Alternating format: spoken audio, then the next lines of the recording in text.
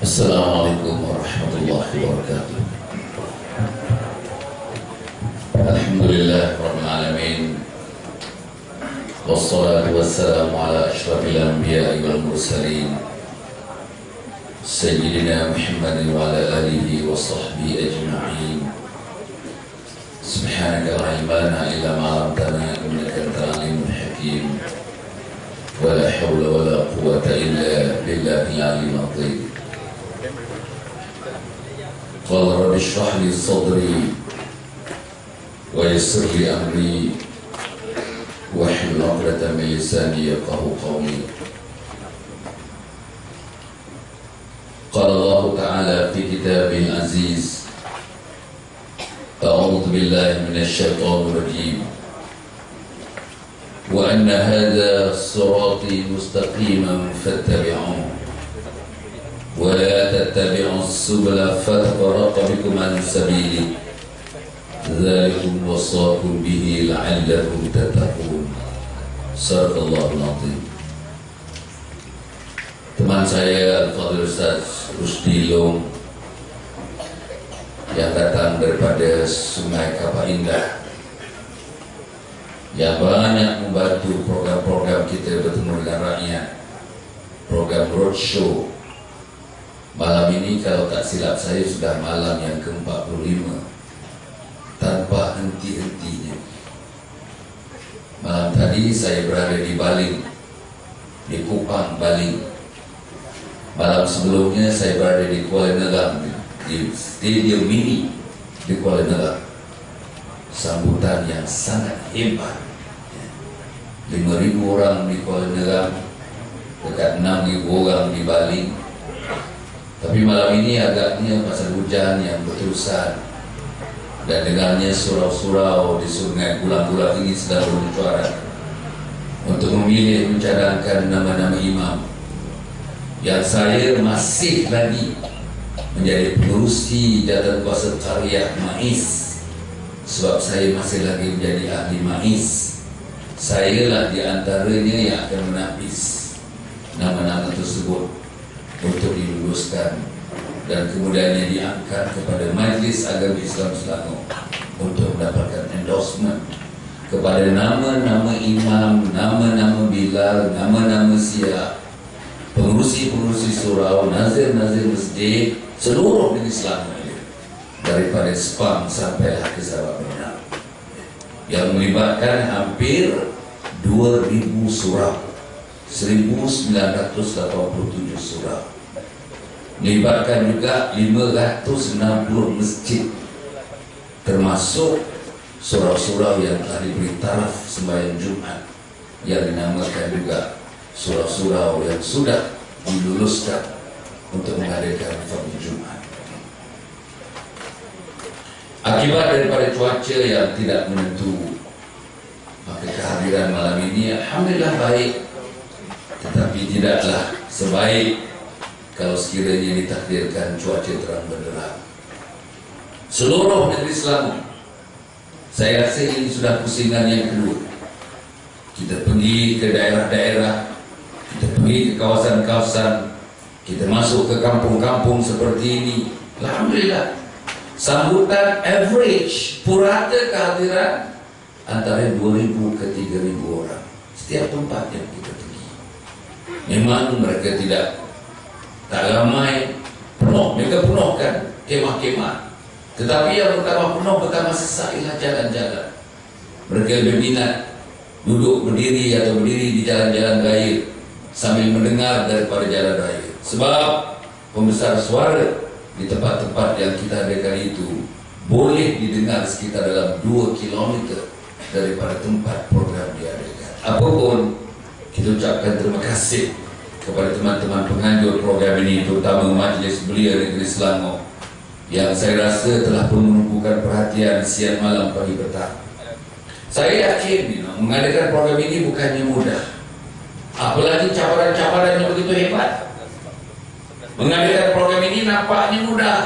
Ada satu kemah kecil, ada satu rostrum, ada mikrofon, ada kursi, ada kemah. Dah panggil orang, Tapi cabarannya sangat besar. Pasang kain kentang pagi, petang hilang. Biasa. Saya paham sangat.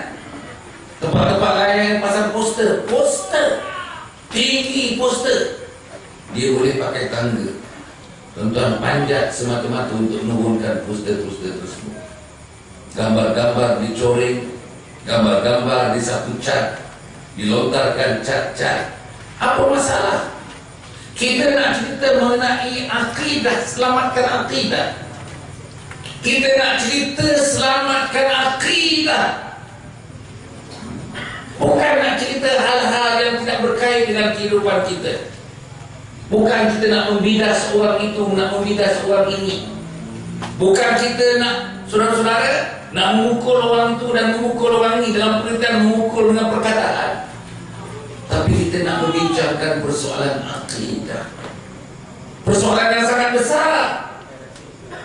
Selamatkan akidah ini untuk tuan-tuan dan puan adalah masalah yang sangat besar sekarang ini. Tuan-tuan boleh selamatkan harta. Memang dituntut kita nak selamatkan harta. Di bawah maqasid syariah, selamatkan nama, selamatkan nyawa. Memang nak selamatkan nyawa. Selamatkan anak isteri, misalnya memang perlu menyelamatkan anak isteri. Selamatkan harta, perlu selamatkan harta. Selamatkan perkara-perkara yang menjadi milik kita, memang penting menyelamatkan perkara yang menjadi milik kita. Selamatkan benda, selamatkan sawah padi, selamatkan ternakan-ternakan, selamatkan tanaman-tanaman. Memang penting. Selamatkan kedai, selamatkan barang-barang yang dijual, selamatkan pasar malam. Memang penting. Saya tak mengatakan itu tak penting dan tak ada pengendali kepada majlis yang mengatakan itu tak penting. Tapi pentingnya itu dibandingkan dengan selamat akidah macam bumi dengan langit. Selamatkan akidah dengan perkataan asyhadu an la ilaha illallah wa asyhadu anna Muhammadar Rasulullah. Dalam konteks sekarang ini, hari ini 15 hari bulan 3 tahun 2012 ini, saya tak tahu di sungai bulan-bulan ini sangat relevan. Di Bukit Kucing sangat relevan. Di Sawah Sepadan sangat relevan. Di Sungai Kajang sangat relevan. Di Bagan Korak sangat relevan.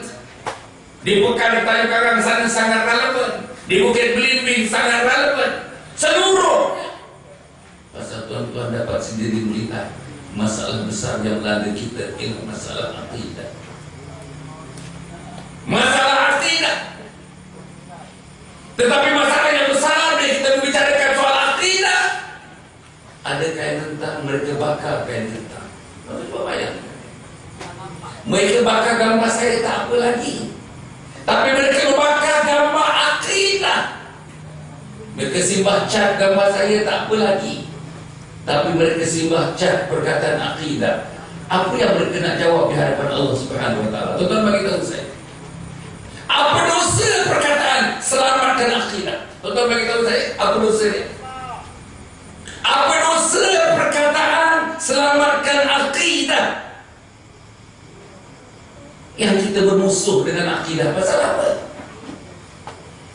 Saya sudah menaikan program 40 tahun dengan anak-anak muda. Waktu saya menjalankan Akademi Keluarga Bahasa Inggeris yang akrab namanya, 40 tahun. Yang tak mengucap cukup ramai, yang tak boleh mengucap cukup ramai, yang tak boleh sembahyang cukup ramai, yang tak tahu baca doa iftitah cukup ramai, yang tak boleh sebut perkataan dengan baik asyhadu an la ilaha illallah wa asyhadu anna Muhammadar Rasulullah terlalu ramai. Tanyakan dia apa dia tauhid uluhiyah, tak boleh jawab, sangat ramai. Apa dia tauhid rububiyah, tak boleh jawab, sangat ramai. Saudara, macam mana kita nak bertemu dengan Allah Subhanahu Wa Taala? Saya nak tanya teman-teman, kok ada sini yang mengecat, yang melemparkan cat kepada kain-kain kentang itu? Saya nak tanya kepada mereka, saudara yakin saudara dah hebat sangat dengan akidah? Saudara yakin saudara sudah hebat sangat dengan syariah? Itu adalah antara tiang seri kepada Islam. Akidah, syariah, akhlak. Akidah, syariah, akhlak. saudara, pasti saudara akan bertemu dengan Allah Subhanahu wa Ta'ala. Sebagian daripada kita melarang orang datang majlis ini. Sebagian daripada kita cakap terang-terang, jangan pergi, jangan pergi, jangan pergi.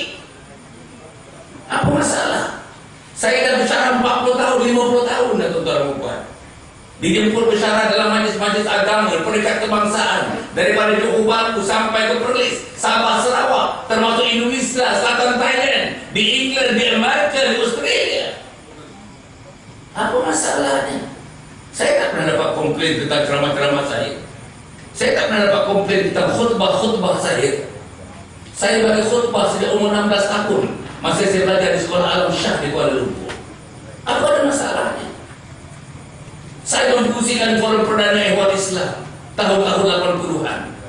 Apa masalahnya? Saya memfungsikan forum perdana Ehwal Islam. Ahli panelnya Profesor Dato' Harudin, Dato' Ismail Kamus, hari Khamis malam Jumaat 9:30 malam. Seluruh negeri-negeri Asia Tenggara menunggu-nunggunya. Di Brunei, wirid-wirid isyak dipendekkan. Di Singapura, wirid isyak dipendekkan. Bacaan-bacaan isyak dipendekkan semata-mata nak beri laluan kepada masyarakat Singapura, Brunei, Selatan Thailand, Singapura termasuk di sebahagiannya di Riau, sebahagiannya di Sumatera yang dapat mengikuti program Forum Perdana Ehwal Islam, nak memberikan ruang kepada mereka untuk menikmati program pada jam 9:30 malam. Apa masalah? Hasan yang sama datang di Sungai Gulang-Gulang ni, bukan Hasan yang berbeza. Mulut yang sama datang ke Sungai Gulang-Gulang dengan 20 tahun yang lalu. Hati yang sama datang ke Sungai Gulang-Gulang dengan 20 tahun yang lalu. Jiwa yang sama datang ke Sungai Gulang-Gulang dengan 20 tahun yang lalu. Mesej yang sama di Sungai Gulang-Gulang dengan mesej 20 tahun yang lalu. Apa ada masalah tuan-tuan dan puan? Kenapa dengki sangat dengan program ini? Kenapa hati kita begitu hasad? Saya nak serahkan kepada Allah Subhanahu wa Ta'ala. Kalau atas nama gambar saya disapu cat, mungkin saya boleh memaafkan. Tapi perkara akidah dilempar cat, takut kalau Allah tidak mengampunkan. Sedarlah wahai teman-teman. Sedarlah teman-teman di Sungai Gulang-Gulang ini. Sedarlah teman-teman di Bukit Kucing. Sedarlah teman-teman di kawasan yang berhampiran di Ijuk, di Bukit Badung. Sedarlah teman-teman atas nama politik yang sempit, atas nama politik yang sempit, hati kita membara penuh dengan hasad dengki. Saudara-saudara, saya tak melayan itu semua. Saya nak layan kehendak masyarakat. Di Kota Baru yang mendengar saya 20,000 orang. 20,000 orang. Di Wakaf Cik, di Pintu Geng nama kawasannya, di Taman Guru. 20,000 tuan bayangkan, ada 3 jalan masuk, jam jalan masuk. Pejalan kaki pun sampai tak boleh masuk. Kita buat program di Batu Gajah di negeri Perak. Saya ingat di Batu Gajah tuan-tuan puan jumlahnya dikatakan 15,000 dan mereka tidak silap sebab mereka mengira mengikut blok. Blok 100 orang, blok 100 orang, blok 100 orang. Blok nombor 1 100 orang, blok nombor 2 100 orang, blok nombor 3 100 orang. Kalau kiraan ikut blok, biasanya tepat kiraan itu. 15,000 di Batu Gajah. Saya ingat itu sudah menjadi satu rekod dan tidak mungkin pecah rekod itu. Tapi 2 minggu selepas itu kami pergi ke Kota Baru, 20,000 orang. Malam tadi Nur di Kupang. Kupang ni sempadan dengan Siak, di Betong Siak. Begitu jauh daripada Al-Ustaz, begitu jauh daripada Sungai Petani, begitu jauh daripada penempatan utama manusia. Ramai 5,000, 6,000 orang. Tuan-tuan cuba bayangkan. Saya yakin kalau tidak ada mesyuarat surau-surau pada malam ini, kalau tidak ada hujan pada malam ini, saya tak yakin di mana-mana kita pergi. Tuan-tuan bayangkan kita pergi Bukit Belimbing ni, dalam sebulan yang lepas di Bukit Belimbing, Permatang ya, di Bukit Belimbing. 2,000 orang tuan. Mana orang Bukit Belimbing? Alhamdulillah, antara penganjurnya ialah timbalan ketua cawangan PAS di kawasan itu. Dia yang menjadi pengurusi, dia yang juru acara. Yang di belakangnya ialah ahli-ahli jawatan kuasa PAS cawangan. Macam mana? Mereka sedar sekarang apa yang kita bawa. Mereka sedar mesej yang kita sampaikan. Dan mereka sedar inilah mesej yang ditunggu-tunggu oleh umat Muhammad sallallahu alaihi wasallam. Inilah mesej. Kalau tuan-tuan memang jujur, memang ikhlas, tanyakan kepada diri sendiri, inilah mesej yang ditunggu-tunggu oleh umat. Sebagai ayah, siapa yang tak risau anak tak boleh mengucap dengan betul? Sebagai ibu, siapa yang tak risau anak tak boleh baca Quran? Ramai di 9 bulan-bulan tak boleh baca Quran. Ramai 9 bulan-bulan tak boleh baca kitab-kitab Jawi. Ramai di 9 bulan-bulan tak boleh baca tulisan Jawi. Apalagi pula bila kita pergi ke masjid di mana-mana ada ajaran sekarang ini. Ajaran yang agak ganjil dengan kita. Saya faham. Saya belajar di luar negeri memang penuh dengan ajaran-ajaran ini. Tapi kita kena pegang. Kita kena pegang ajaran yang lazim, yang kita jalankan, yang tidak bertentangan dengan peraturan-peraturan yang termasuk dalam hukum Allah Subhanahu wa taala. Kenapa soal talqin misalnya? Jangan talqinkan. Nah, kita sebenarnya mencabar teman-teman di sini. Mencabar ulama-ulama di sini. Mencabar guru-guru di sini. Mencabar amalan-amalan orang di sini.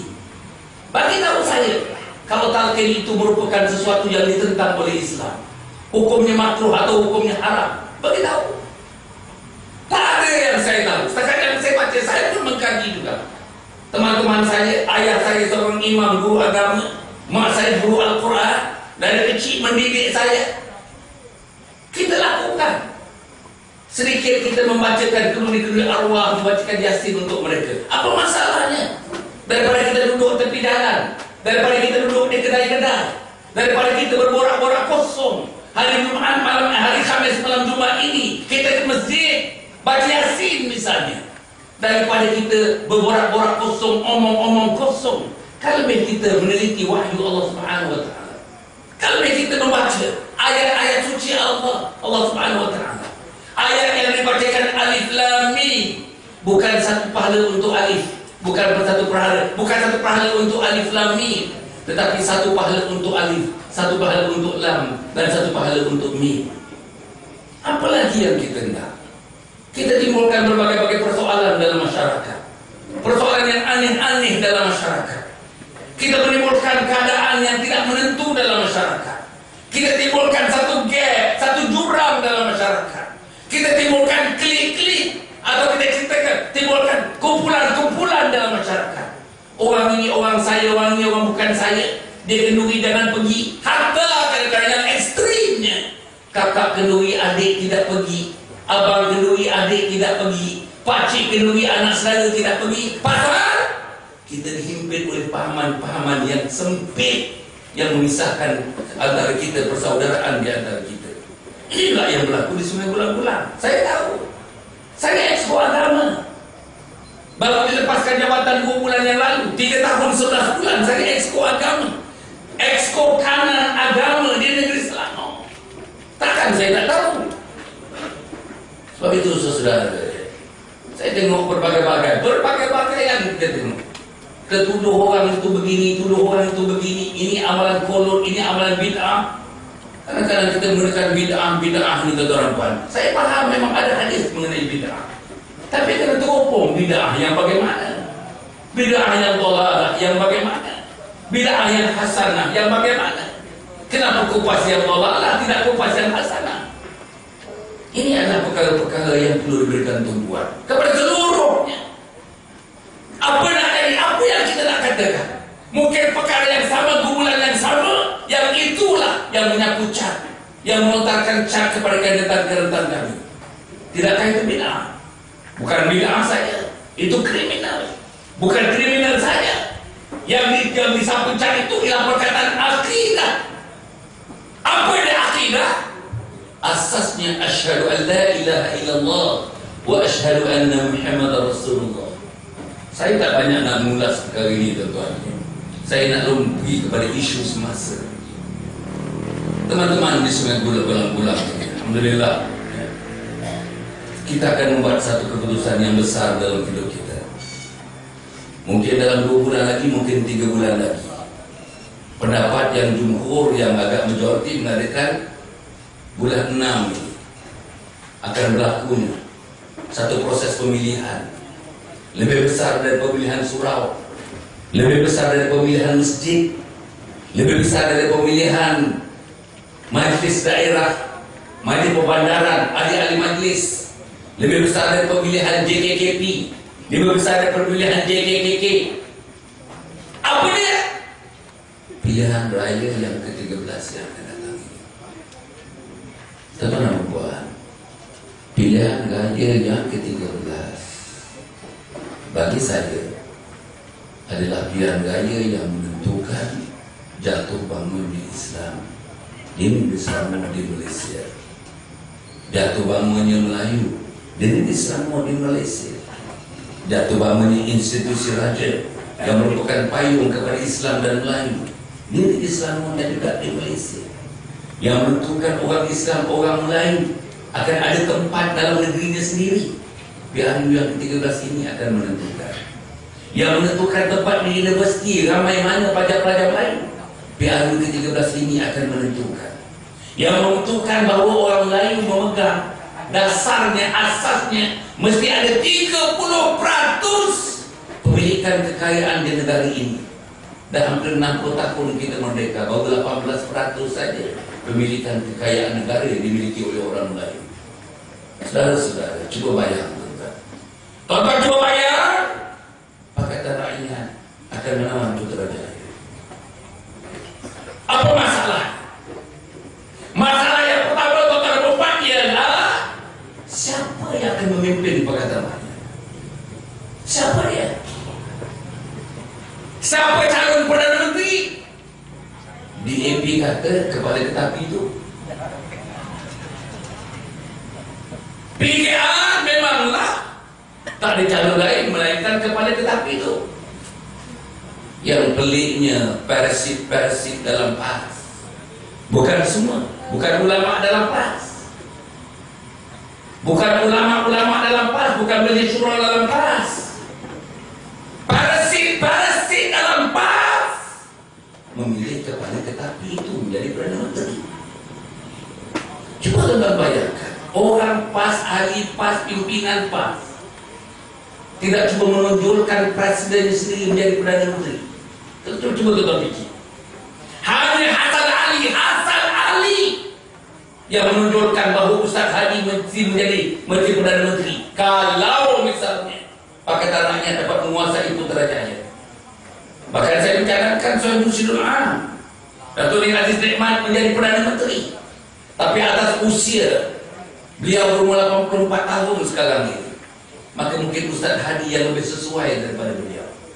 Saudara-saudara, saya tak nampak Ustaz Hadi, seorang ulama besar pada saya, menguasai Al-Quran, menguasai hadis, mempunyai nilai moral yang sangat tinggi, nilai akhlak yang sangat tinggi, keupayaan, kemampuan, ada master's degree, ada ijazah sarjana Ustaz Hadi, memberikan kekuatan, memberikan ilmu kuliah sejak 40 tahun yang lalu. Selalu dengarkan tips-tipsnya, keset-kesetnya.